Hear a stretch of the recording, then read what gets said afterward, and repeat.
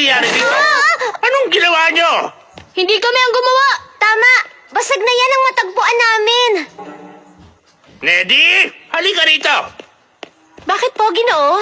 Bakit hindi mo sinabi sa akin na nabasag mo ang florera? Naku, hindi po ako!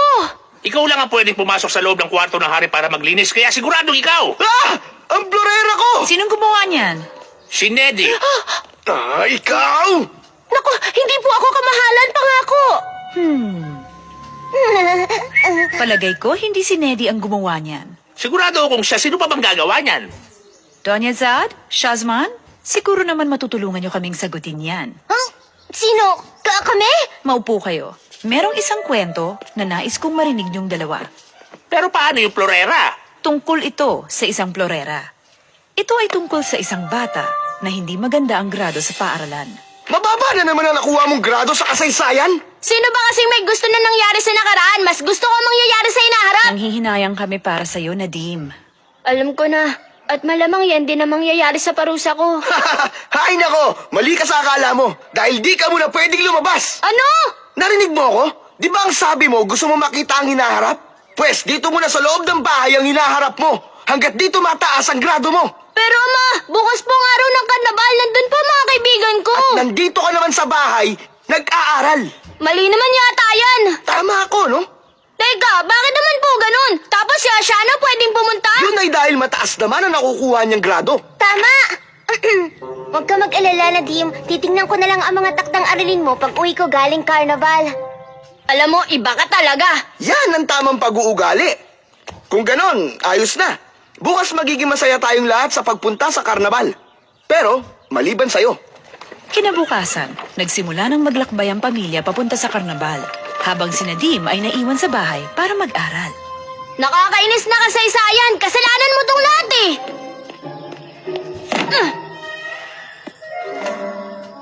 Ay, nako. Hindi, Elba. Kailangan ko mag-aral. Kailangan kong matutunan to.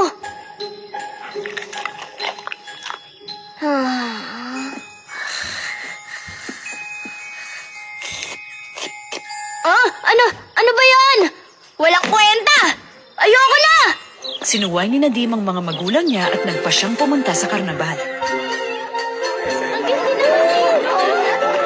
Uy, tingnan niyo isang unggoy! Oh, eto Ang hina mo naman! Di ba yun si Aman? Yung batang nakatira malapit sa atin? Tama. Tingnan mo. Napakaloko talaga ng batang yan. Dali, sige na! Makukuha mo yan! Ay, anong ginagawa mo dyan? Niluloko mo kong goy? Lubayan mo na yan! Narinig mo ko, di ba? Umalis ka na dyan! Mabuti na lang ang mga anak natin hindi ginagawa ang ganyan. Tama.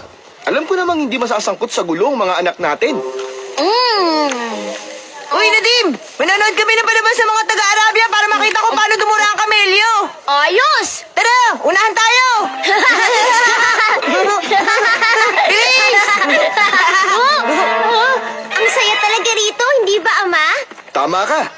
Bakit kasi isang beses kada taon lang nagkakaroon ng karnabal? Nalulungkot naman ako kay Nadim dahil wala siya rito. Tama ka. Di niya lang alam kung ano nawala sa kanya. Ay. Ang galing! Mas malaki ka pa sa pusa!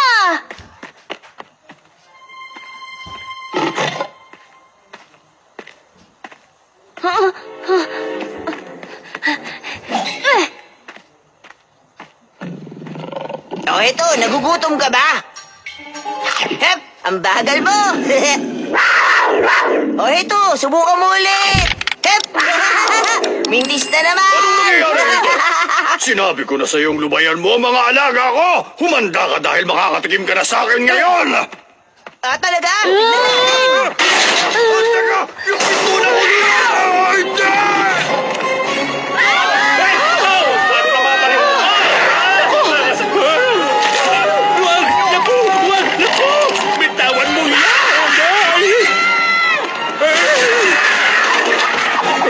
Magsitabi kayong lahat! Ako nang bahala sa kanya! Ayos na! Hindi na siya makakatakas pa!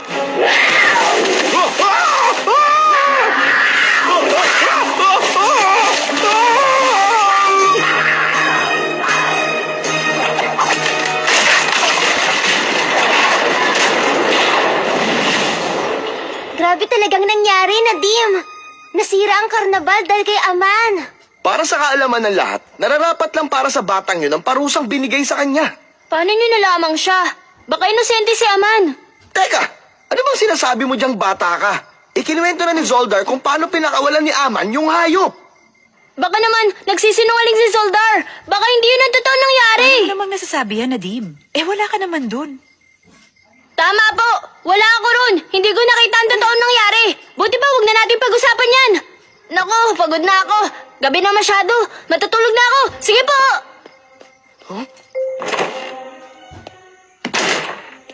Anong gagawin ko ngayon, Elba? Tama ka. Buti pa, tatahimik na lang ako. Nadim? Ayos ka lang ba? Nako, bakit mo naman tinatanong? Wala lang. Para lang kasi merong kakaiba sa'yo. Wala namang kakaiba. Ikaw kaya itong pinagbibintangan ako sinungaling. Ano bang sinasabi mo? Hindi ko na to kayang itago. Pero inosente si Aman. Ano? Nakita ko ang buong nangyari. Nakatago ako na sa mga upuan. Kung gano'n, nagpunta ka sa karnabal? Oo. Kaya alam ko hindi si Aman na nagpakawala. Naku, kailangan mo sabihin sa kanila ang katotohanan. Sa palagay mo gusto ko? Hindi ko kaya. At bakit hindi? Sandali, alam niyo bang ipinadala si Aman sa gitna ng disyerto ng Gobi para magtrabaho? Yan ang dapat sa mga batang pasaway. Yan ang dahilan. Ano plano mong gawin? Ay, wala akong pwedeng gawin. Pero di mo pwedeng hayaan si Ama na sisihin sa kasalanan di niya ginawa. Bakit naman hindi? Lagi naman siya napapasok sa gulo. Kung di man siya may gawa nito, kabayaran na to sa mga iba niya kasalanan. Pero hindi nga siyang may gawa nito. Ama, ayoko pong magsinungaling. Pero sinuway ko po kayo at nagpunta sa karnabal. Natutuwa naman ako at sinabi mo sa akin ang totoo, anak ko. Ngayon, magtrabaho ka na sa disyerto! At para sa tanghalian, kakain kayo ng usbong ng Bruselas. Sige, kilos!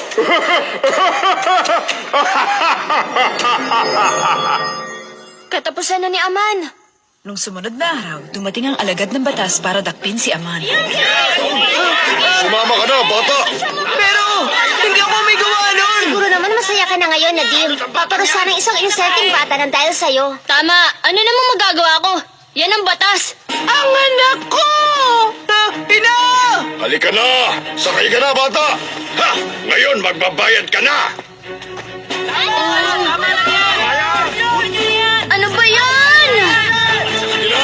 Pumasok ka na sa kulungan! Tama lang yan! Sige, kulong niyo na yan! Sandali lang! Maling tao ang dinadakip nyo! Dahil inosente si Aman! Ano ka mo? Hindi siya nagpakawala sa hayop, kundi si Zoldar! Huh? Nakita ko ang totoo nangyari! Nakita ni Zoldar na pinaglalaroan ni Aman yung hayop! Hindi ba sinabi ko na sa iyong lubayan mo, mga alaga ko? Humanda ka sa akin ngayon dahil makakatikim ka na! Talaga? Naku, hindi! Ang pinto na kulungan! Si Zoldar ang dahilan kung bakit nakawala yung hayop! Wala kang ebidensya para patunayan yan! Ano sinasabi mo? Nagawa na niya dahil siya ang testigo. Teka, pero kasalanan naman niya eh. Kaya ako natisod at nabuksan ko ang kulungan. Walang pwedeng makapagturo sa nagawa ko. Siyempre meron na. Dahil umamin ka na. Talaga? Pues, hindi mo ako mahuhuli.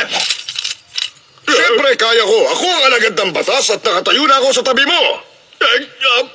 Laman. Aman, makakalaya ka na. Tara, sumakay ka na. Bilisan mo ang lakad. Pasok! Salamat, Nadim. Oh, mas magaan sa loob, hindi ba? Oo, tama ka nga. Nadim? Pero hindi na ngayon. Teka, sinuway mo ko at pumunta ka sa karnabal? Opo. Bakit ginawa mo yun? Pinagkatiwalaan pa naman kita. Pero Ama, hindi niyo ba nakita ang katapangan ni Nadim na magsabi ng totoo? Sinabi niya ang totoo, kahit alam niyang maaari siyang mapahamak. Kung sa bagay, tama ka naman sa sinabi mong yan. Tama ka sa ginawa mo, anak. Ipinagmamalaki kita sa pagsasabi ng totoo. Talaga po? Oo. Hindi ka lalabas ng 3 buwan. Teka, 3 buwan? Ayos lang naman yun. Sapat na panahon para pag-aralan ang